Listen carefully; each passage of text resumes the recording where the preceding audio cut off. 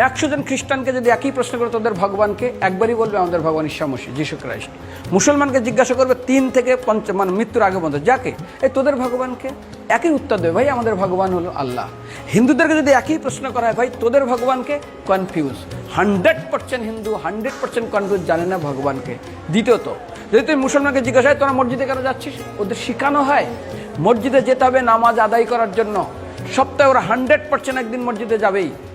তুমি যদি খ্রিস্টানদের জিজ্ঞাসা করো তোমরা কেন কোথায় যাবে, কোথায় যাও না, আমাদেরকে একদিন তারা চার্চে যাবেই। কেন? ঈশ্বরে প্রার্থনা করার জন্য, ওদের শেখানো হয় জন্মের থেকে, এটা সংস্কার। আর হিন্দুদের যদি জিজ্ঞাসা করে তোমরা মন্দিরে কেন যাচ্ছ, হ্যাঁ আমার ছেলের বিয়ে হচ্ছে না, আমার মেয়ের বাচ্চা হচ্ছে না, আমার বাবা হসপিটালে আছে, কালকের আমার মামলার ডেট আছে, আমার ব্যবসা খুব খারাপ, আমার শরীর খুব খারাপ।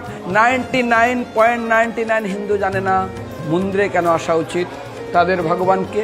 মৃত্যুর পরে কোথায় যাবে, মুসলমানকে জিজ্ঞাসা করবে মৃত্যুর পর কোথায় যাবে, বলবে ভাই নামাজ রোজা যদি না করি দোজকে যাব, অর্থাৎ নরকে যাব।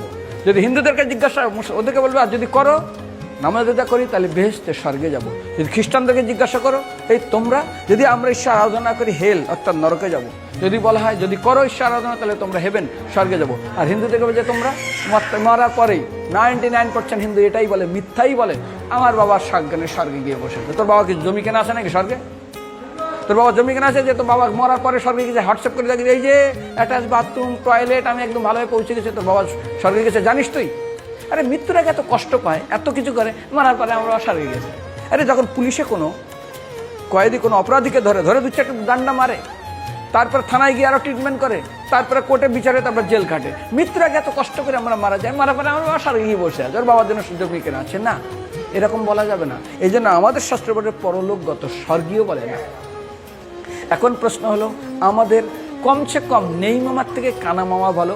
অন্য দিনে ওয়ার্কিং ডে থাকে, তারা সময় পায় না, সেই জন্য বিশেষ করে যেদিন তারা সময় পায় কিছুটা তো কৃতজ্ঞতা জানানো উচিত ভগবানকে।